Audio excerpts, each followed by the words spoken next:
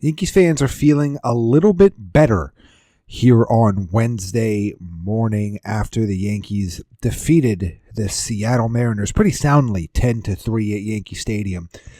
Even had a 10-0 lead heading into the eighth inning. And we've got a lot to talk about in this game. And first off, I'd like to say welcome back to the Bombers Beat podcast.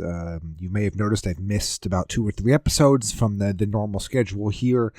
I was out of town for the July 4th holiday, and thank goodness I was, because Yankees baseball was a complete and utter disaster while I was away. But things are going a little bit better here in the Bronx. The Yankees salvaged their series with the Mets with a victory on Sunday, had a Monday off day, and then came out firing on a big and rainy game in the Bronx. And we saw the Yankees hit 4 home runs in this game. Giancarlo Stanton hit one, Austin Wells, Aaron Judge.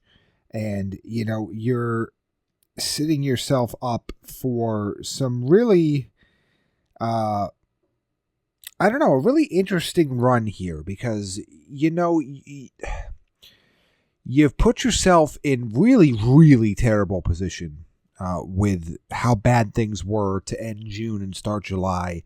Obviously, that was your second big downswing. You didn't really have much of an upswing between the 2 downswings, but that was your second big downswing. But you won a couple games here in a row. I guess you're starting to make some better decisions with the lineup. And by say you, I mean Aaron Boone. Jazz Chisholm moved back to second base on Tuesday, and I imagine that's where he's going to stay for the foreseeable future, because that is where he is by far the best position-wise defensively. That's where he expected to play this year. That's where Yankees fans expected him to play this year. And that's where he's played his best baseball. So he will be playing there going forward, and we'll see. As we saw on Tuesday, Oswald Peraza started at third base. Maybe they're going to play DJ LeMahieu there a little bit. Look, again, that's... to me, if they could DFA DJ at this point, and I don't think anybody would be worse for wear. I know he is well liked in the clubhouse, and I know he is a personal friend of Aaron Judge, and I think that's probably the biggest reason why he still continues to get chances with the big league squad. But let's be real, he is not the best option offensively or defensively for a team that's looking to win now. But I would say, if you want to look about the theme of this game, it was that we saw the power come back. Again, this was a 0-0 game for a while. The Yankees scored 10 runs over the course of the 5th, 6th, and 7th innings of this game. Giancarlo Stanton hit a 3-run home run. Austin Wells hit a 2-run home run. Aaron Judge had a solo shot. Jazz Chisholm had an RBI double. Paul Goldschmidt had an RBI in this game. Oswald Peraza had an RBI in this game. And then in mock-up time, Jeff Gottlieb had some struggles giving up an RBI double to Julio Rodriguez, and then a 2-run home run to Cal Raleigh.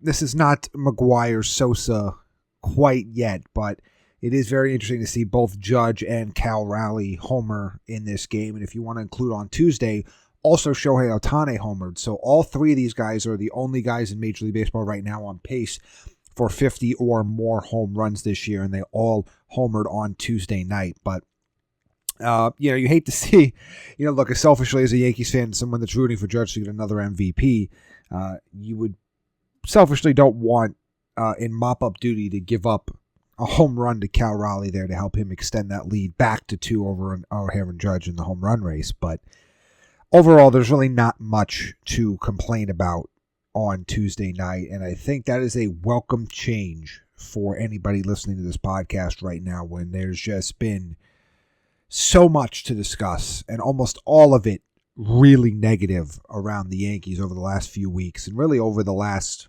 month or so. So it was nice to have a game like this that really wasn't, it wasn't doubt for the first half of the game. It was a 0-0 game, but you definitely didn't have the feeling of existential dread for this entire game like you've had at other times in other games this season. So it was good to see that. It was good to see this team take a positive step, win a second game in a row. Will Warren came back and had a really strong start in this game. 5 2/3, 4 hits, 2 walks, 4 strikeouts, no earned runs. Tim Hill was solid out of the bullpen, as was Hamilton and Efros, but yeah, all but 2 Yankees got hit in this game. Anthony Volpe went 0 for 4, which that problem is still a problem. And Jason Dominguez getting a chance to hit leadoff tonight, unfortunately went 0 for 5. So, I mean, he had been really, really hot lately, but he was not able to get on base at the top of the lineup. But everybody else, really solid game. Goldschmidt had 3 hits. Bellinger had 3 hits. Judge and Stanton had 2 hits apiece. So, really a solid performance from everybody all around in this effort for the Yankees, and they hope they can keep that up when we come on the field on Wednesday night at 6:05 p.m. start time.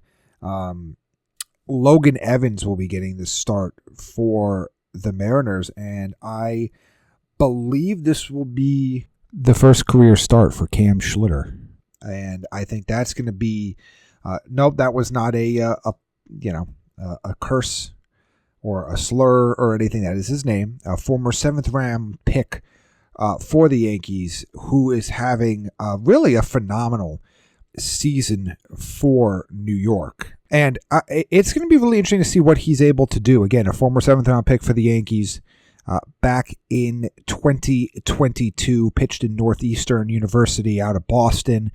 Really's had a really remarkable season between AA and AAA. He has a 2.82 ERA in 14 starts. Last year he looked really well, progressing from high A to AA to AAA last year with a 3.36 combined ERA in 23 starts. So this is a player that has had a lot of success so far this year, and is somebody that the Yankees are really excited to see make his debut against the Mariners. Now, again, it's not the ideal scenario compared to the reason why he's here, because of some of the injuries and things of that nature, but it's exciting to kind of see him come up here. And fastball, curveball, slider, changeup is his his repertoire, based on his scouting reports, throwing in the mid 90s on the fastball velocity, but he did top out at 98. He's got a sweeping slider and then a low 80s curveball. So will be interesting to see what he is able to bring to the team this year. And he has been a player that has consistently graded out as improving year over year and finally earning himself a spot in the top 10 spots in the Yankees prospect rotation. So he will get the opportunity to start. That's a 7:05 p.m. Eastern start time.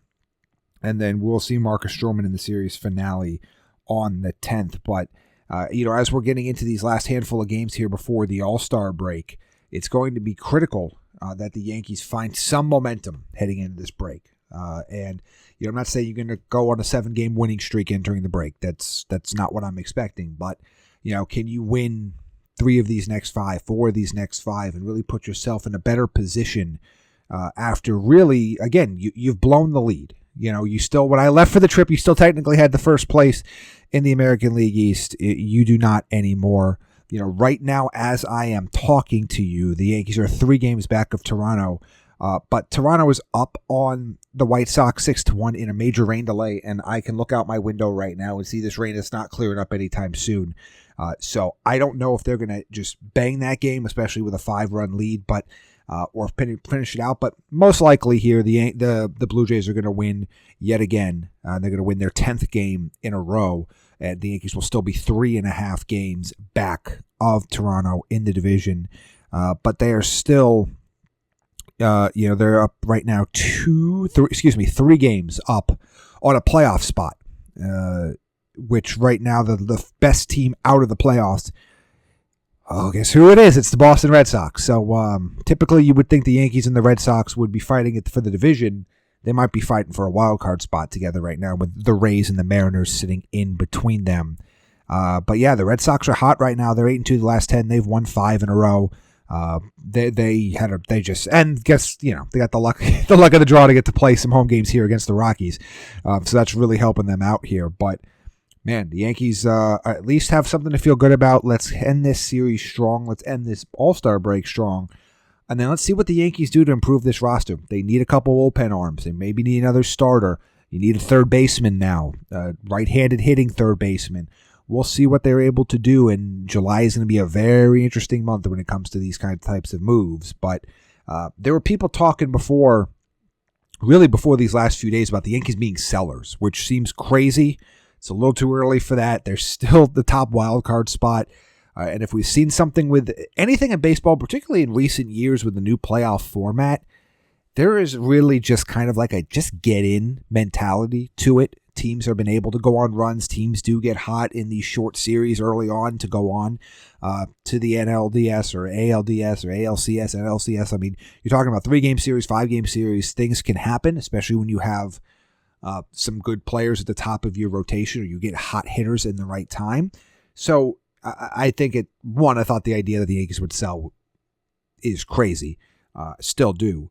But you want to change that narrative. And they were able to change it a little bit here with 2 wins in a row. Go for the early series win with the rookie on the mound here later today. And whatever happens, we're going to break it all down right here on the Bombers Beat Podcast.